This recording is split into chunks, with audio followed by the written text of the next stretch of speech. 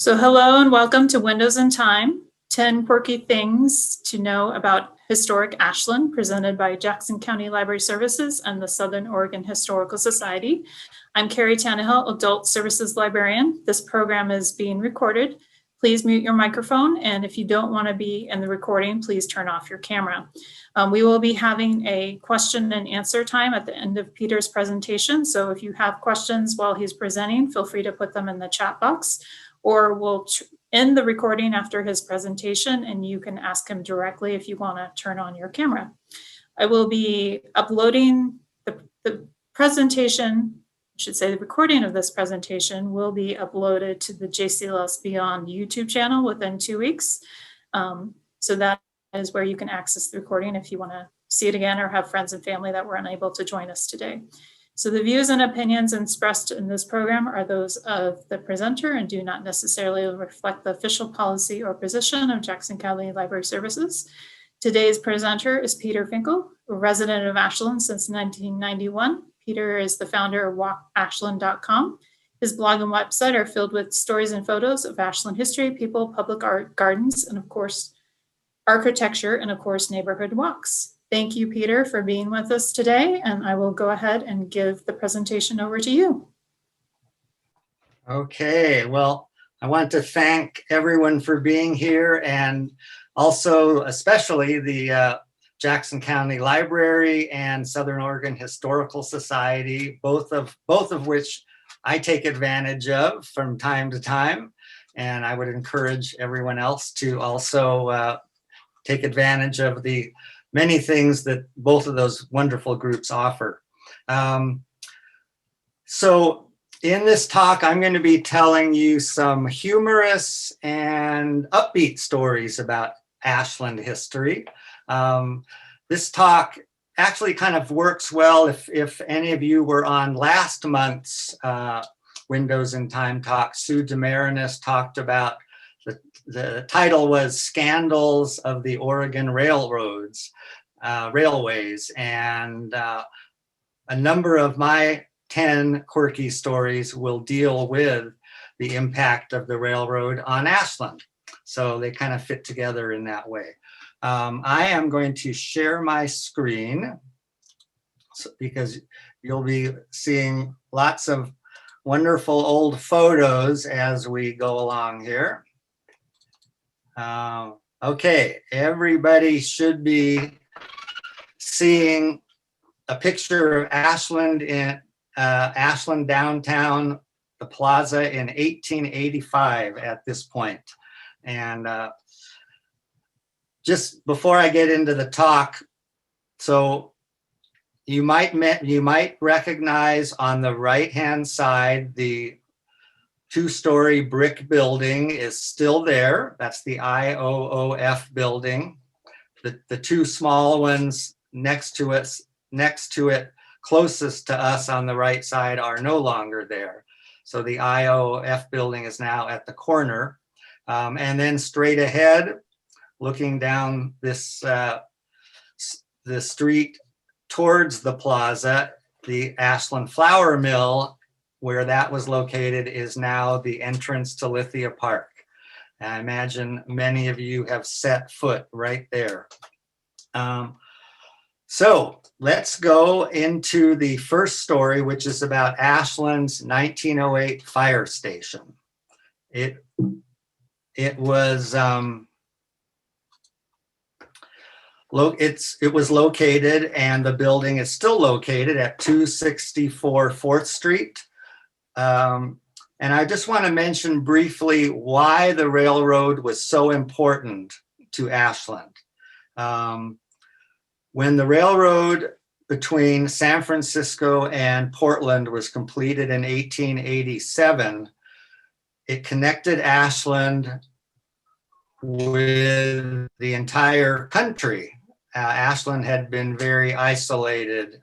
Ashland and Southern Oregon had been very isolated before then. So the railroad was a huge boost to the economy of Ashland, allowing us to ship out goods from agricultural goods and other goods from the area, and bringing in tourists and the beginning of Ashland becoming a tourist town. The rapid growth of the railroad district during the next 20 years after 1887 led to the building of this second fire station for Ashland, which is what you're looking at right now. These are volunteer firemen, photo taken approximately 1910, and they are sitting on the horse-drawn fire wagon in front of their fire station. The horse-drawn fire wagon was actually a luxury at that time because a few years prior, there were also volunteer firemen with a smaller fire wagon, and they had to pull the darn thing by hand to get to their fires. So this was a big deal. So the next couple photos are going to show that same building, modern day, on the alley side of the building. This is a close-up photo of the jail cell window. So when they built the 1908 fire station, they built a small jail in the back half of the fire station, and that window is still there. Not the jail, just the window. And this 4th Street jail seems to have been used mostly for housing hobos traveling through town and the occasional fellow who drank too much in one of the saloons and was causing problems walking around the railroad district. And this is, I actually took this photo this morning. So this is, again, 264 4th Street, the 1908 fire station.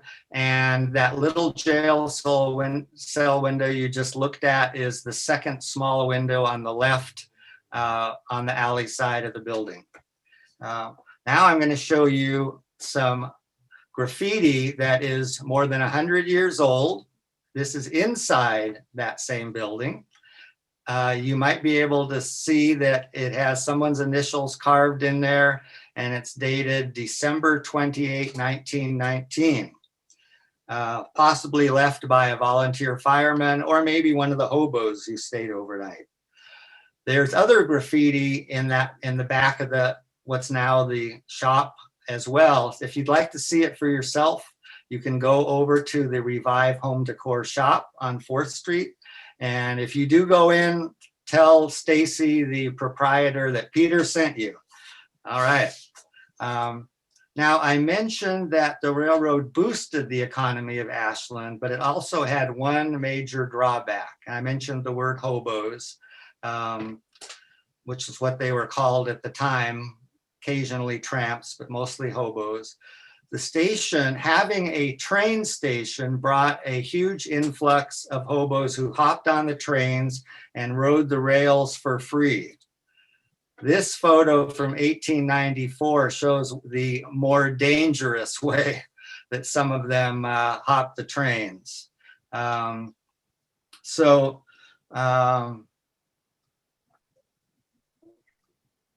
Once in Ashland, they would generally stay overnight, sometimes for several days. And, they had a tendency to not have any money, maybe go out begging or stealing in the railroad district or other parts of town. And so what the police and the town of Ashland came up with this interesting strategy to reduce theft. They offered the hobos a free dinner and a free overnight stay in this 4th Street jail if they would promise to leave town on the next morning's first train. And apparently it was done for quite a few years. So apparently it was successful. I kid you not. Here's a quote from a 1914 newspaper. Quote, "Since January 1, the local police have handled 2,984 wayfarers, and since the 1st of November last, almost 6,000 have passed through Ashland. During the past month, 954 have been housed at the police station and passed on." So that was that was how it was done 120 years ago. So let's go to my second story, which is about Henry Enders and Jesse Winburn. You might recognize both of those names. You will certainly recognize this location, even though this is a 1928 photo. Henry Enders had an early version of the 20th century shopping mall way back in 1910 Ashland.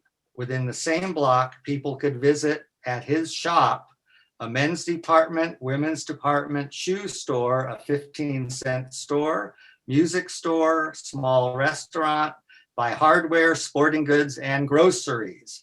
And it was like a mall because there were doors inside the building connecting each of these little shops. So it was quite a draw for people from other small towns in Southern Oregon. And it was actually, I read that people would hop on the morning train from their small town, come to Ashland, walk from the train station to Main Street, to the Enders Block, as it was called. Then, buy what they need, maybe eat in an Ashland restaurant, stop at Chautauqua Park, or after 1916, it was called Lithia Park, and then take the afternoon train back home. Not so different from going to the Rogue Valley Mall for some of us in our lifetimes. So this photo shows the Enders Block in 1928, and I want to point out two things. If you, right in the middle of the photo, you might be able to see the Columbia Hotel sign. And of course, behind the Enders Block, since it was 1928, it was the Lithia Springs Hotel, which had just opened in 1925. Now, here's a photo that I took from the same spot just a week ago or so. Do you see in the middle of the photo the Columbia Hotel sign? Still there. And of course, the beautifully renovated Lithia, formerly Lithia Springs Hotel, now Ashland Springs Hotel, which last year celebrated its 95th anniversary. And I actually wrote a photo essay with stories from the 95 years of the Ashland Springs Hotel, which is on my website. So I mentioned this story was about Henry Enders and Jesse Winburn. So Winburn is a name probably many of you will recognize because of the street Winburn Way. That starts at the plaza and then makes its way through Lithia Park, winds its way through Lithia Park. Well, Winburn was an eccentric New York City millionaire who lived in Ashland for only 2 years, 1921 and 1922. He lived along Ashland Creek, but above Lithia Park. And there's many stories that I could tell about him because he had a very large impact on Ashland in those 2 years. But I'm only going to tell one humorous story, which ties in with Henry Enders and the Enders Block. Okay. So you can look at this one because this is a quote from Henry Enders himself. Quote, "Jesse Winburn was quite a character. He called his place up in Ashland Canyon Sap and Salt. He was a millionaire, and that covered a multitude of his sins. He was quite a ladies' man. He had women all the time. I don't mean anything immoral. He just liked women. He'd have maybe 10 or 15 of them come down from the Portland area and spend a weekend at Sap and Salt, and he'd come into my store and he'd say, 'Henry, it's raining today and I've got 10 beautiful ladies coming down on the train. I'd better have 6 or 8 nice umbrellas and pairs of galoshes and maybe 10 raincoats for when they get off the train.'" So that's Henry Enders is going to come up with a couple other interesting quotes later on in our time together today. Okay, the next story, we're getting into some possibly beyond quirky. I'll let you use your own judgment on this, but it's about Ashland kids at the railroad depot. This is a photo from the early 1900s, and you can see there's a number of boys there with backyard fruit in their hands, which they sold for 5 cents a basket to train passengers. Back in the years when 2 to 5 trains a day stopped in Ashland, the train depot was a magnet for youngsters, especially young boys. And not only was it exciting, but as you can see from this photo, it was a source of a little extra income for them. So I came up, these guys were, some of them were very entrepreneurial, and I came up with 3 categories of their entrepreneurs: common, creative, and wacky. And you'll see why I came up, hopefully you'll agree with me why I came up with those names. So the common entrepreneurs were boys who would sell the small baskets of backyard fruit for a nickel a piece. I'm not going to say anything more about them. The creative entrepreneurs made money from the popularity of Lithia water. The Commercial Club, which was Ashland's early version of the Chamber of Commerce, they built a gazebo at the train station where they had samples of Lithia water. You can see in this photo, the gazebo is on the right in the foreground, and the Ashland Depot Hotel is in the background. The Chamber, or the Commercial Club, was trying to boost Ashland as a mineral springs resort community. Never worked, but Lithia water still is, and back then was, a conversation piece. Let's put it that way. So here is a story from Albert Myers. He's the, remember, this is the creative entrepreneur. He said, my brother, so this is quote, my brother and I had a job delivering newspapers. We delivered down at the train station too. That was where all the activity was. Everything happened at the train station. Whenever a train came in, all the passengers would get off and drink some Lithia water, either liking it very much or not liking it at all. Okay, now we get to the creative part of his story. Quote, my brother and I had a good business going. They didn't have any cups down there, and the fountain wasn't fixed like a normal drinking fountain, so it was hard to drink from. My brother and I bought some cups from the 5 and dime store. Every time a train came in, we'd sell them cups for 5 cents so they could get a drink. We had a great big long board that the passengers were supposed to put their cups on when they got through drinking the water. We would set them there to dry, and then when the next 100 or 150 people came on the next train, we would use the same cups again. We made a good amount of money in several years just using used cups. Okay.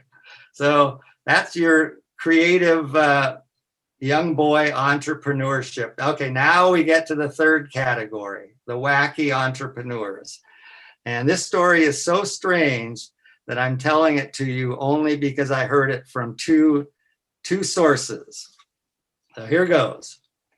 After I wrote an article about the railroad station, Zelma Randalls wrote this to me, quote, my late father-in-law, Merritt Randalls, born 1900, told of going to the train station with his brother Guy and selling chipmunks that they had trapped to the passengers, unquote. Chipmunks? Is this possible? Well, here's my second source. And this is why I'm telling you the story, because I have 2 sources. Lloyd Stone added to the story, and he wrote me, quote, I spoke with my niece, Merritt Randall's granddaughter, over the weekend. She said her grandfather and uncle would chase the chipmunks until they were too tired to run anymore, and then they would catch them. I can't imagine anyone having enough strength to chase down chipmunks, but that is how they caught them. Then they would sell them to the passengers, unquote. Okay. Well, while you're digesting that one, let's go on to a very different kind of story.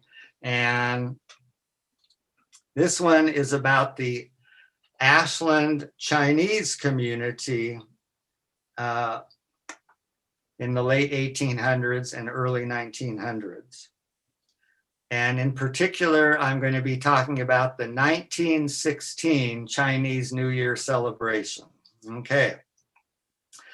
Ashland's best known Chinese citizen was Hua Chung, and he's the gentleman on the left in the photo. The Americans called him Hua Chung after his business name, which was Hua Chung and Company. His birth name was actually Wang Quan Sui, or Mr. Wang, and out of respect, I will be calling him Mr. Wang. Mr. Wang made his money and his place in the Ashland community as the Chinese labor contractor for Southern Pacific Railroad. It was a position he held for more than 42 years. Several thousand Chinese workers were responsible for building the railroad across the Siskiyou Mountain Range between 1884 and 1887. Only a few dozen of them seem to have stayed in Ashland after 1887. And most of these who stayed were working either maintaining the Southern Pacific Railroad tracks, or a number of them apparently were working at the Depot Hotel. So this photo shows Mr. and Mrs. Wang with their daughter, Jenny. They also had a younger son named Sammy. In addition to being a labor contractor, Mr. Wang had a Chinese grocery store. It was located at A Street and 2nd Street. Sadly, there's no physical, record of it anymore. And I have never seen a photograph of it. It was either below his house with the family living above the store, or possibly next door to his house. His house and store were the center of a small Ashland Chinatown from the late 1800s to about 1930.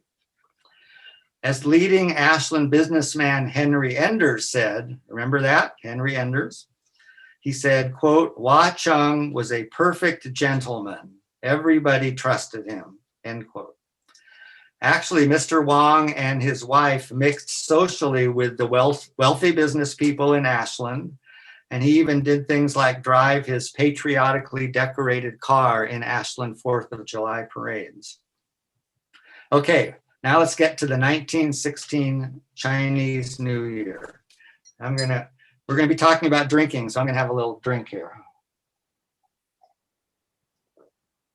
But I'm not drinking what we're going to be talking about drinking in a moment.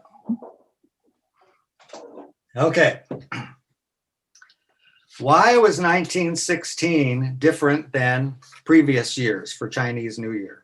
Well, the Ashland Tidings wrote that most years, quote, the entire population of Ashland made a pilgrimage to Hua Chung's on China New Year and partook of Chinese nuts and candies and watched the fireworks. So this is a photo of the Ashland Tidings newspaper that I'm quoting from, February 3, 1916. In case you can't read that headline, the title of the article says, China New Year Banquet Lacks Kick. So here's more of the quote from this article. Quote, the great difference was in the banquet, which is the central feature of the New Year celebration, and at which every manner of dish from the flowery kingdom is served.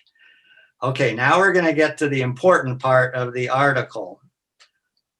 And enjoy the flowery 1916 newspaper language. Quote, what's the use of banqueting on bird's nest soup, shark's fin, and other delicacies if the edibles cannot be washed down with good old wine imported from Canton? Alas, rice wine, plum wine, and other ancient drinks, which go down like water, but biteth like the serpent and kicketh like the mule, cannot be served at the spreads. Gum sing, which means bottoms up, is a toast that cannot be drunk.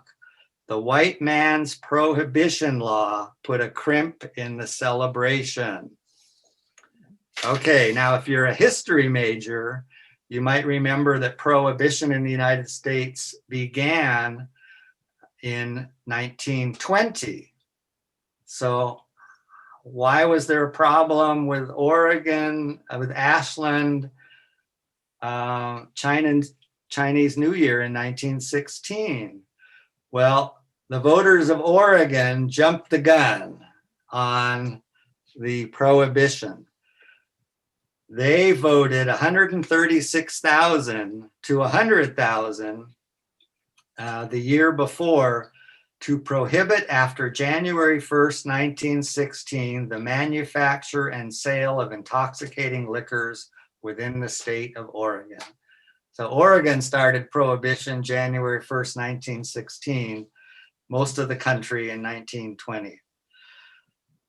Okay, well, let's shift gears again, and we're going to travel from 1916 to the mid-1900s. I will tell you about this photo in a moment. My fifth story is about the faith healer, Susie Jaisal, and I know there have been there was at least one Windows in Time talk specifically about Susie a couple years ago. Susie Jaisal lived in Ashland from 1932 until her death in 1966. She healed by laying on of hands at her home on 541 Holly Street. She didn't take any personal credit for healing, saying it was God's work that the healing happened. Now, it's hard to believe from our 21st century perspective, but in the 1940s and 1950s, the business of Ashland's motels and restaurants depended more on Susie Jaisal than on the Oregon Shakespeare Festival. In the first photo of cars, in this photo, these are cars parked on Holly Street, and basically, as far as the eye can see up Holly Street, it's one car after another. These are all people who were coming to see Susie Jaisal for healing. According to her daughter, Jaisal saw as many as 300 people a day at times. People came to see her from all over the country, as well as from Canada and Mexico. And then here's a photo that shows her laying on hands. And in the background, you can see all these people are waiting for just a few minutes with her for the laying on of hands. And the entire room was normally filled with people for hours at a time. Susie Jaisal was born in 1891. Here's a little really interesting backstory. As a breastfeeding infant, she healed pain in her mother's breasts. She would touch her father's eyes as he held her, and over a period of months, the sight returned to her father's injured eye. She said of her young life, quote, "I can't remember when I wasn't carried at all hours of the night to the ailing. Mother would place my hands on the person, and before long they would get relief from pain. And so my healing career started before I was out of the cradle." End quote. Well, of course, critics said that any benefit that people received from Jaisal was only psychological or possibly due to placebo effect. However, Susie Jaisal pointed out that not only were skeptics healed, one would think that they would be less likely to have a placebo effect, but also tiny babies and even animals. So we are going to go back in time a bit now. Do you think the topic might be peaches? You are correct. These were nationally famous Ashland peaches. If you look on the right of this is a peach box label. The see, Max Proct is the name of the proprietor. His name is on the right. And there is a Proct Street in Ashland, just a few blocks to the west of Southern Oregon University, named after him. He was born in Germany in 1846 and came to the US with his family at the age of 2. Proct was in the Union Navy during the Civil War, and later in life, he was very active in the Republican Party, which was the anti-slavery party of Lincoln. He moved with his family to Ashland in 1887 and promptly planted a large peach orchard. This photo shows the peach box label, and Ashland actually shipped a huge volume of peaches all over the country in the early 1900s, long before pears became the primary orchard crop. This essay from a magazine, an 1897 magazine, talks about Oregon fruit. Quote, "In this connection, the fact may be noted that the largest apple, the largest pear, and the largest cherries exhibited at the Columbian Exposition," and I'll just mention that Columbian Exposition was the 1893 Chicago World's Fair. These fruits were grown in Oregon, and a special gold medal was awarded to Max Proct of Ashland for the largest and best flavored peaches. So now let's look at his house and orchard in 1900. Okay, take a look at the sort of the triangular top of his house there. And now I'm gonna go to present day. Look at the triangular top of the house here on Proct, that's 660 Proct Street. The house has obviously been expanded, renovated, but that is his original house on Proct Street. Okay, well, let's go to one of my favorite stories. I love all of them, of course, but this story is an example of what I call Walk Ashland serendipity. So this house on Scenic Drive was originally built in 1880 and then obviously renovated.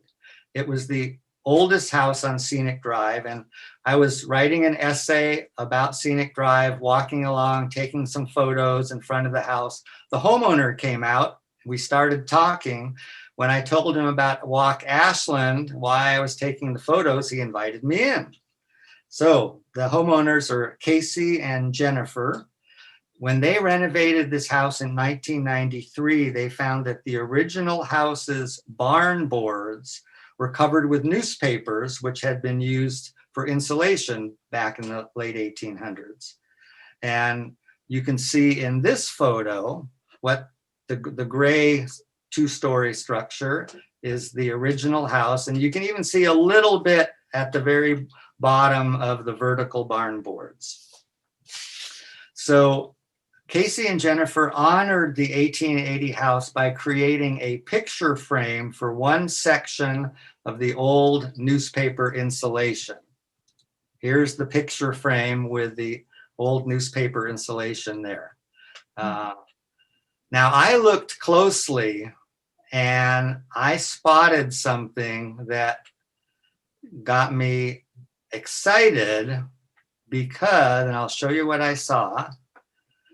This is the masthead for the New Northwest, a newspaper, and there's a date, September 29, 1871. So when I got home, I looked up the New Northwest on the internet, and what I found took me on a historical adventure that even touched my own family. Here we go. I learned that pioneer Abigail Scott Duniway founded this newspaper in May of 1871. She was a major force for women's rights and especially for women's right to vote. In this photo from 1912, she is the one who is seated and Oregon Governor Oswald West is on the right. He gave Duniway the honor of signing the official proclamation of women's suffrage, which Oregon passed in 1912. Women's suffrage was the women's right to vote. nationally, women didn't get the right to vote until 1920. Now, last year was the centenary of women's suffrage in this country. You may have read articles or seen TV programs about leader Susan B. Anthony. She actually gave speeches in Oregon in 1871, invited by this woman, Duniway. Now, in 1884, Abigail Scott Duniway was invited to be the presidential candidate for the Equal Rights Party, a brand new party that advocated for the rights of women. She refused, and this is where we get to my family connection. So the Equal Rights Party, because Duniway said no, the Equal Rights Party candidate for president 1884 and 1888 became Belva Lockwood, who also had an extraordinary life story that you can read about in one of my articles about Scenic Drive. Lockwood was on the ballot in 8 states in 1884, and that was back in a time when women didn't even have the right to vote.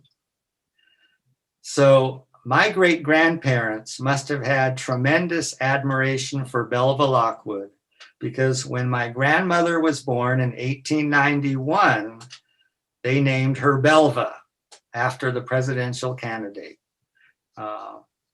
I got pretty excited when I found that out.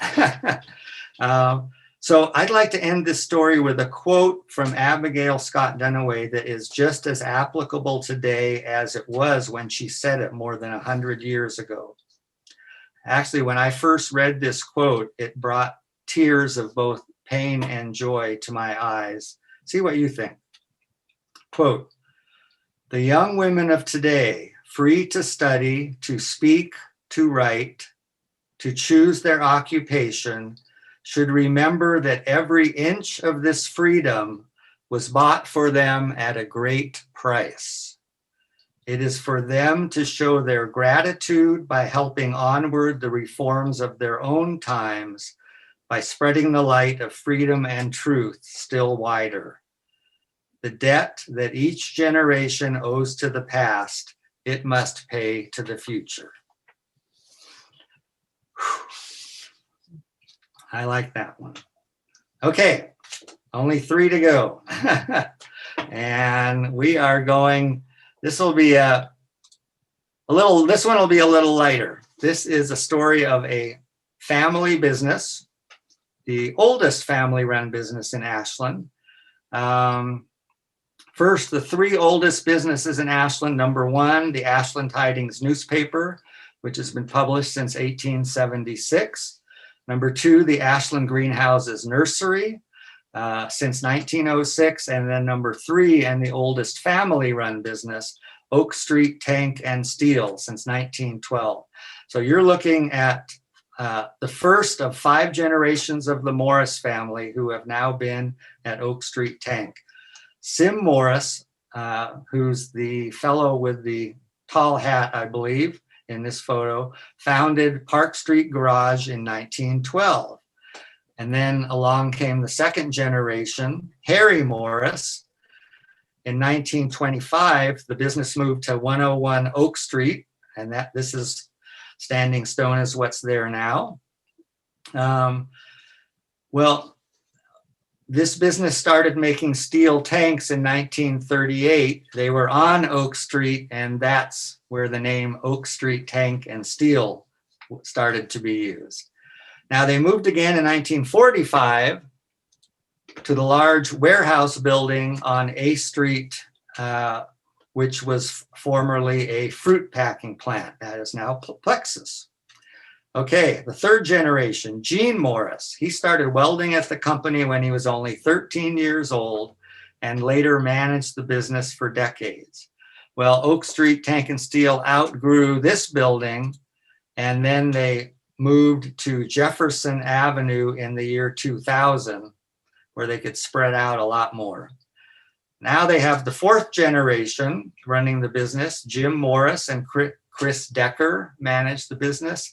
And Chris's son, Nick, is the 5th generation working in the business. I mean, that just makes me feel good.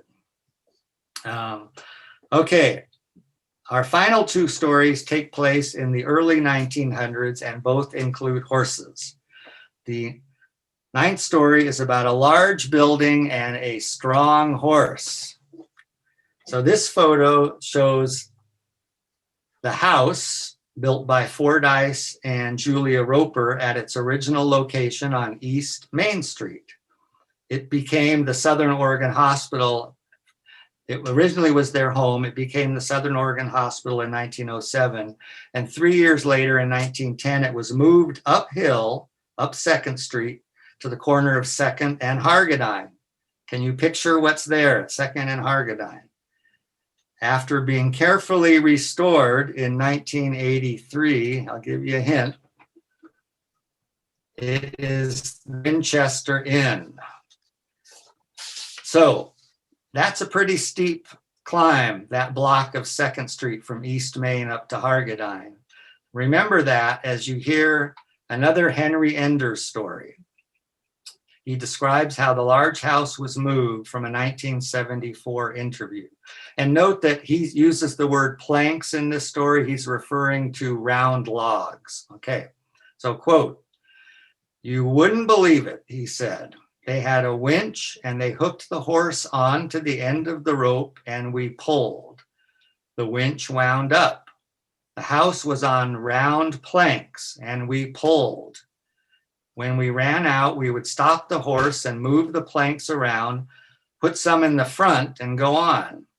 It took 2 days to move the house, but there was nothing to it. Wouldn't even hurt the horse. He just went around in a circle and kept winding the big cable until it got all wound up. The planks were underneath the house, and when it would roll off of the back ones, the men would pick them up and bring them around to the front so the building would roll onto them, and they just kept going up until it got up to the top." Okay, that's the old way of moving houses. Mm-hmm. All right, last story. And this one I do not have a photo for. I call it the Headless Horses. But I think you will be able to picture it in your imagination. So let your imagination hook into this one, and let's see what you come up with as I tell this one. So we're going back early 1900s. This story is told by Marie Prescott, who grew up in the Railroad District. For many years, there were 2 Railway Express offices in Ashland. One was at the railroad depot and one on Main Street.